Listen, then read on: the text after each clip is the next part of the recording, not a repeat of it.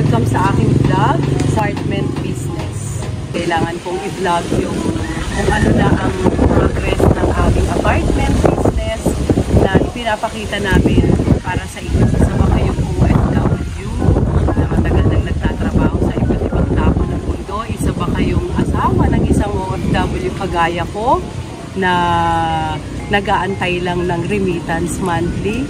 Well, ito po yung isang content ng Lauren's Kitchen na major content namin sa YouTube para sa mga gustong ma-inspire at gustong magkaroon ng kabuhayan kapag bumalik na sila sa Pilipinas. Ito po yung isa sa naisip naming negosyo para sa aming pamilya. Kapag bumalik na si Habi dito sa Pilipinas, ano ba ang pagkakaabalahan namin? Magtatrabaho ba siya ulit? Or papagbutiin na lang yung mga naipundar namin para sa aming mga anak. Kasi guys, hindi naman po habang buhay, lagi tayong malakas, lagi tayong magtatrabaho sa ibang bansa. Siyempre darating ang panahon na kailangan nating mag-for good, lalo na kung hindi naman ito katulad sa ibang bansa, sa Europe, sa US, na pwede kayong maging immigrant doon. So since OFW si Habi sa Saudi Arabia, hindi permanente. So, kailangan namin mag-isip ng isang negosyo na pwedeng makatulong at tsak naman, mayawa ang Diyos, makatulong sa aming pamilya, sa aming mga anak. Halika, tingnan natin yung aming pinapagawa na apartment at sa mga nagtatanong tungkol sa magkano kontrata, ilan ang lupa, gaano kalaking sukat. Sasagutin ko na yan ngayon sa inyo sa aking vlog. So, kompleto na siguro ngayon. Let's go! Ito na po mga ka-Lauren's Kitchen. Tapos na yung flooring nila. Tanggal na lahat. Makita dito at yung mga dirt. Ayan guys. Ito na. Ayan. So, okay na. Mataas na sa niya.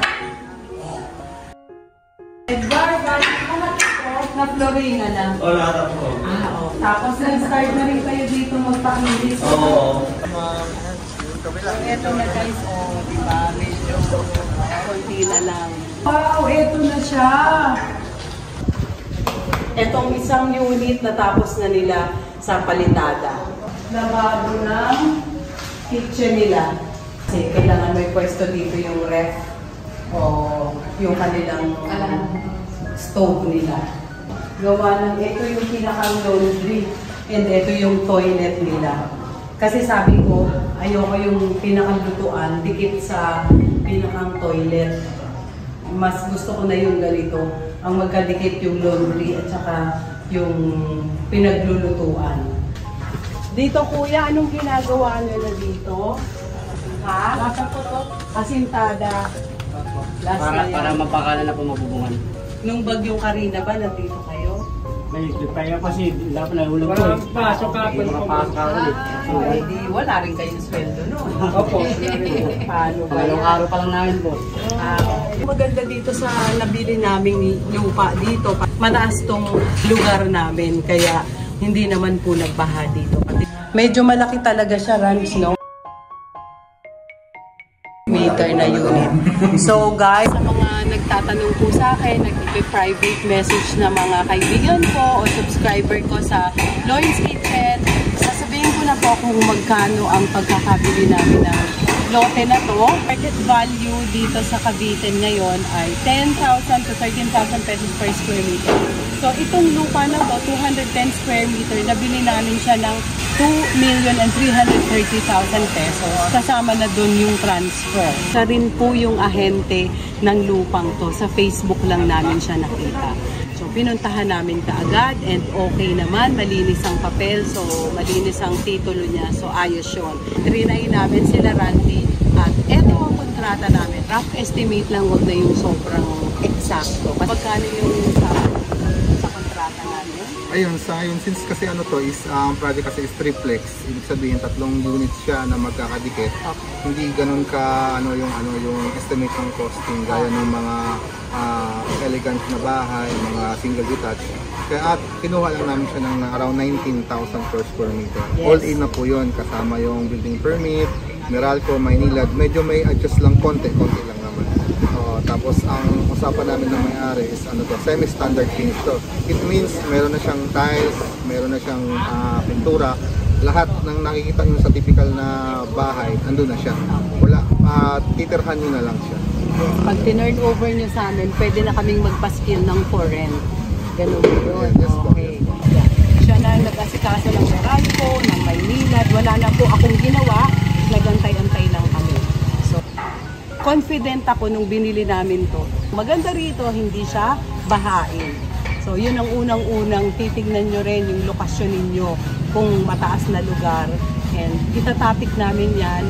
Itatopic ko yan guys sa mga susunod yung sa experience lang namin na magpagawa ng apartment, ano-ano ang mga i-consider bago tayo magpatayo ng isang apartment. Per unit ng apartment na to ay 72.6, narinig ko yata sa iyo yun. Per unit. So, taas baba. Sa tingin mo, kasi ang naiisip ko na pagpapaupa rito ay naiisip ko na kung magkano. Kung ikaw ang may-ari nito, idea lang magkano mo ipapasa yung ganito. Sa akin po kasi sa akin lang, sa tingin ko lang Okay. po, kung kukumpara ko sa ibang maaaring mag-start ng 15. Okay. 15, tapos pero kung talagang depende sa magiging turnover, pwede siya hanggang 20,000. Hanggang 20,000 per month. Kasi with parking kasi siya eh. Yun ang mahal kasi guys, dito ang parking kapag makikipark ka sa bakanding lote, babayaran mo na. So sa Las Piñas, nasa 1.5 na.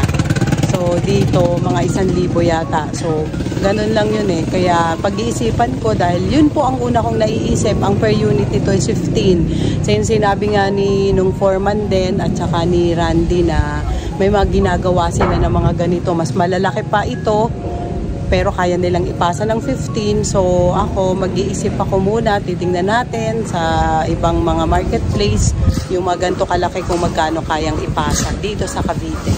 So, meron po akong kumpare sa Pag-asa. Malapit lang sa may Jollibee Pag-asa. Ganito rin ang niya, pero mas maliit dito. Okay. Ang rent nila is 14,000. 14,000. Open parking, mas maliit dito. Okay. So, see? So, yun lang guys. Baka hindi ko siya maibigay ng 15 per square kasi nga, totoo naman medyo malaki siya. Talaga, mas malaki pa siya dun sa mga townhouses na yung sa Pag-ibig. O depende talaga kung magkano ko ibibigay, malalaman nyo guys. Kung may uupa sa 20, bakit hindi? Kung ayaw ng 20, di 18. Diba? So yun lang guys, ang report ko sa araw na to. And how many months na tayo dito? 2 months po kahapon. Sakto, 2 months 24, tayo. kasi may 24 kami nag-start. So, mabilis talaga guys pag kontrata. So, yun lang ang report ko sa Lawrence Kitchen. At sundan nyo po ang mga susunod pa hanggang sa matapos tong aking apartment business dito. So, bye! Thank you.